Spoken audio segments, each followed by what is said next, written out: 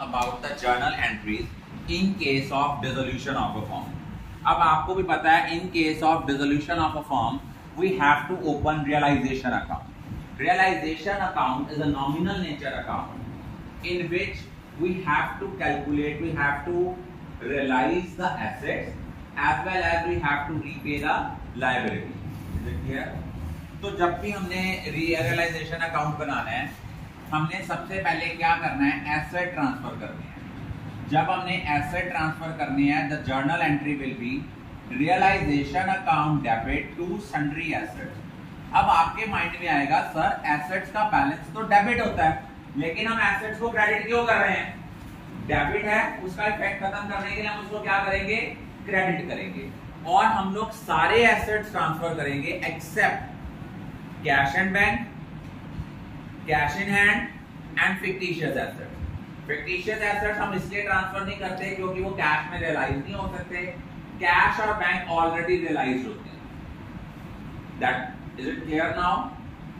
और main problem क्या आती है, अगर मान लो आपको बैलेंस शीट दी है, बैलेंस शीट में इधर दिए हैं डेटर्स, मान लो 2,78,000 के डेटर्स हैं, less provision for doubtful debts है 8,000, नेट दिया है 270. मेजॉरिटी स्टूडेंट्स की गलती क्या आनी है, उन्होंने रियलाइजेशन टू डेटर्स 270 ले लिया. नहीं, हमें डेटर्स को उसकी ग्रॉस वैल्यू पे ट्रांसफर करना है. हमें एंट्री करनी है realisation account debit to debtors 2,78,000 और जो 8,000 की प्रोविजन है उसको अलग ट्रांसफर करना है. उसकी एंट्री होनी है provision for doubtful debt account debit to realisation 8,000. No doubt अगर हम 2,70,000 से कर देते हैं mathematically question is correct but conceptually the question is wrong. उसके बाद जब हम लायबिलिटीज ट्रांसफर करते हैं तो हमने एंट्री करनी है sundry liabilities account debit to realisation. सारी लायबिलिटीज ट्रांसफर करनी है एक्सेप्ट पार्टनर्स का कैपिटल बैलेंस, डिस्ट्रीब्यूटेबल रिजर्व्स और पार्टनर का लोन. इसको हम ट्रांसफर नहीं करते. अगर पार्टनर का लोन एसेट साइड पे दिया है, नो डाउट ये हमारा एसेट है, लेकिन ये रियलाइजेशन अकाउंट में ट्रांसफर नहीं होगा. इसका इफेक्ट क्या होगा, अगर partner to loan to partner है तो वो डायरेक्टली उसके कैपिटल अकाउंट में जाके एडजस्ट होगा.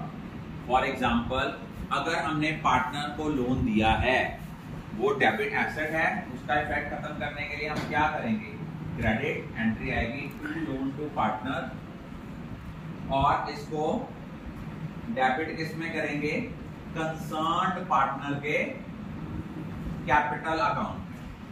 एंट्री आएगी concerned partner capital account debit to loan to partner. अगर लोन फ्रॉम पार्टनर है तो इसको हम पेमेंट करेंगे अलग. Is it clear? Loan to partner और लोन फ्रॉम पार्टनर दोनों डिफरेंट एस्पेक्ट है. लोन टू पार्टनर हमारा एसेट है, लोन फ्रॉम पार्टनर फर्म की लायबिलिटी है. और अगर कोई एसेट बिकता है तो उसकी एंट्री क्या होती है, कैश या बैंक अकाउंट डेबिट. अगर पार्टनर कोई ले जाता है तो कंसर्न्ड पार्टनर की कैपिटल को डेबिट करेंगे. एंट्री आएगी कैश या bank account debit concerned partner capital account debit to realisation. और अगर लायबिलिटी की पेमेंट करनी है, क्वेश्चन चाहे साइलेंट है, क्वेश्चन में नहीं लिखा लायबिलिटीज की पेमेंट करनी है कि नहीं करनी, हमने पेमेंट करनी है. एंट्री आनी है रियलाइजेशन अकाउंट डेबिट. अगर तो पेमेंट कैश में कर रहे हैं या बैंक के कर रहे हैं तो टू कैश और बैंक. अगर कोई पार्टनर कहता है कि वो लायबिलिटी पे करेगा तो कंसर्न पार्टनर की कैपिटल को हमने क्या करना है, क्रेडिट करना है।